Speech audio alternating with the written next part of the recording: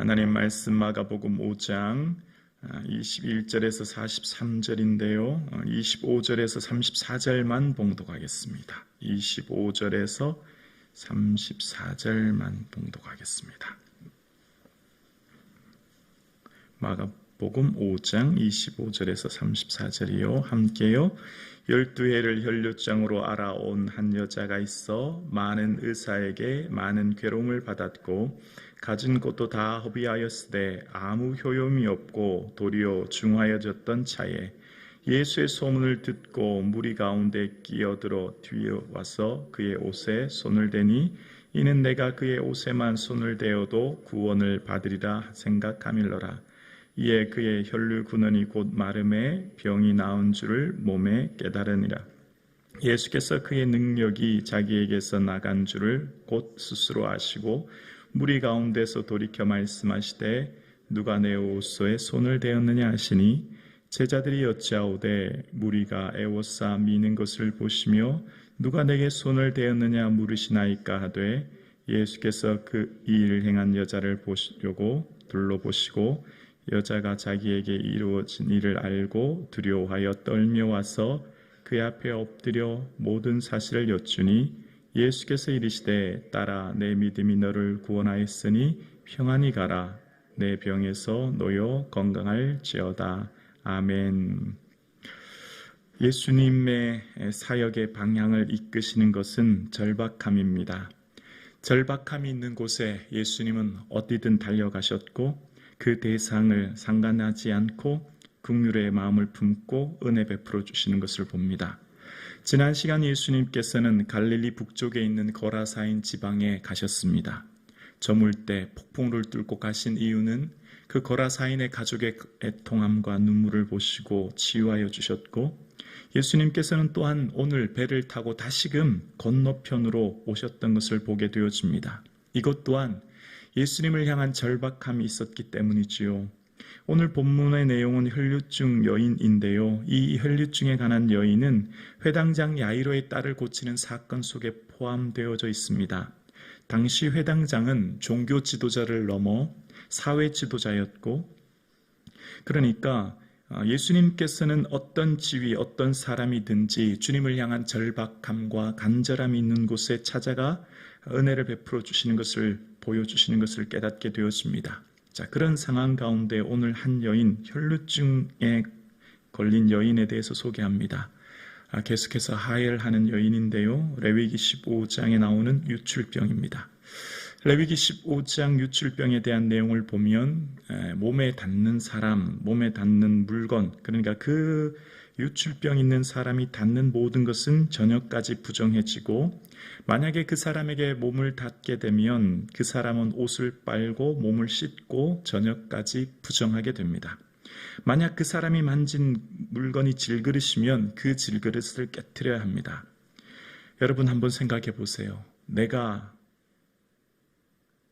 닿는 사람이 나 때문에 부정해져요. 내가 만지는 물건이 나 때문에 부정해져요. 그럼 여러분 마음이 어떨까요? 또 반대로 사람들이 나를 보면 어떻게 생각할까요? 수군거리지 않을까요? 저 유추병 환자 온다. 저 부정한 사람 온다. 수군거리면서 피하지 않을까요?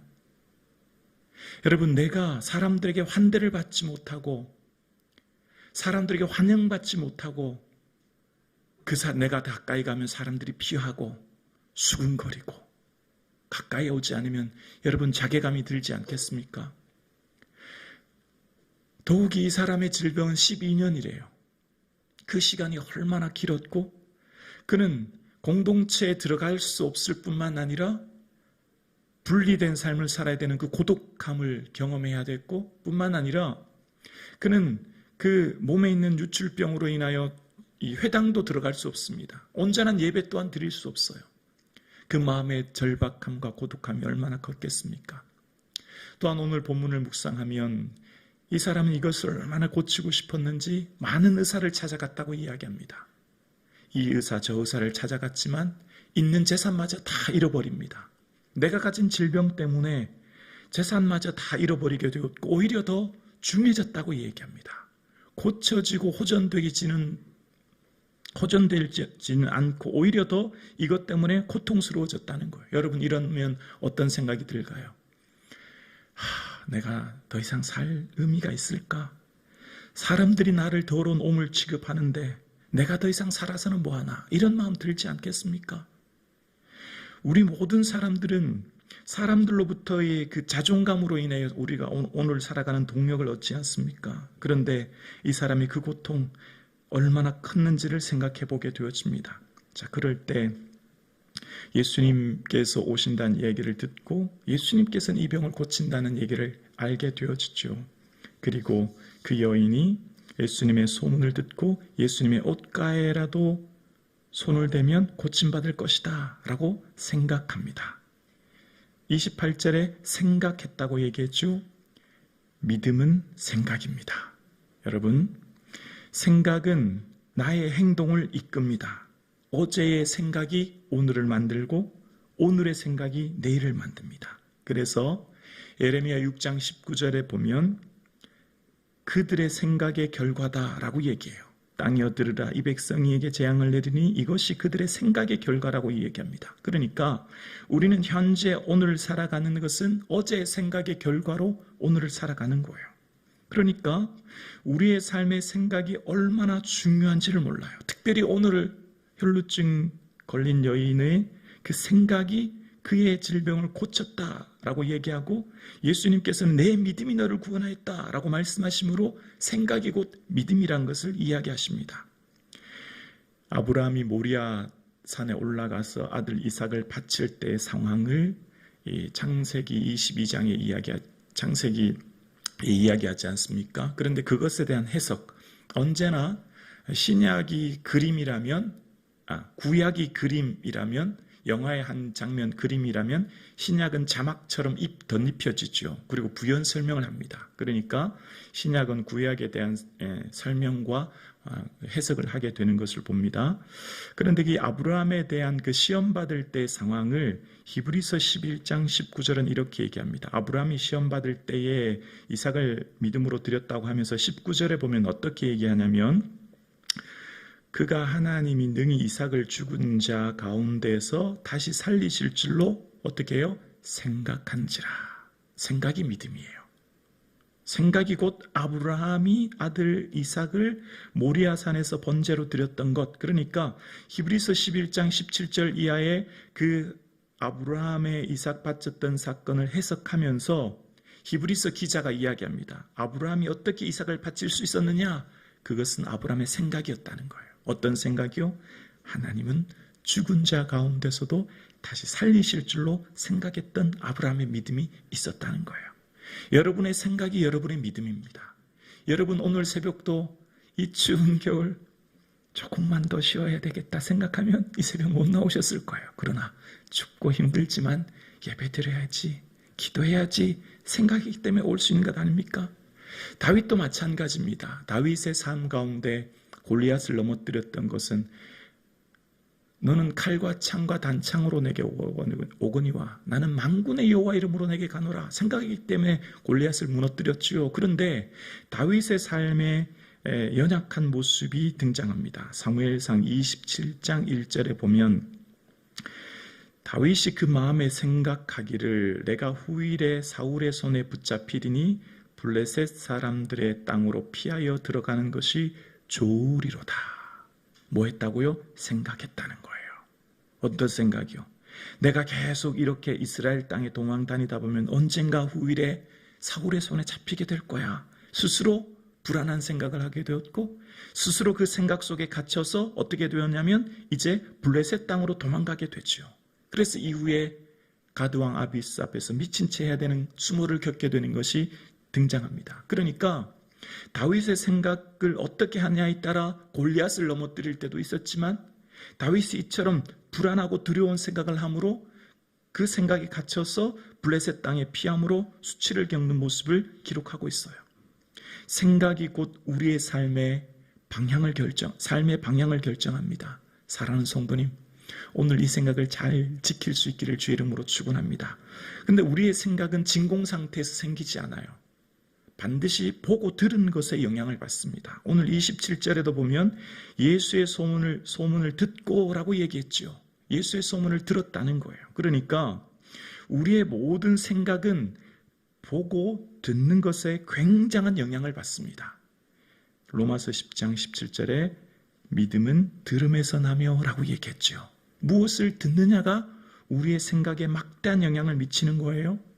그런데 무엇을 듣느냐 다음 우리에게 아주 중요한 것은 그 들은 것을 어떻게 분별하고 어떻게 반응할 것인가가 너무나 중요해요. 우리는 아침에 출근해서 퇴근할 때까지 수많은 매스컴으로부터 또한 직장에서 수많은 사람들로부터 이야기와 정보를 듣지요.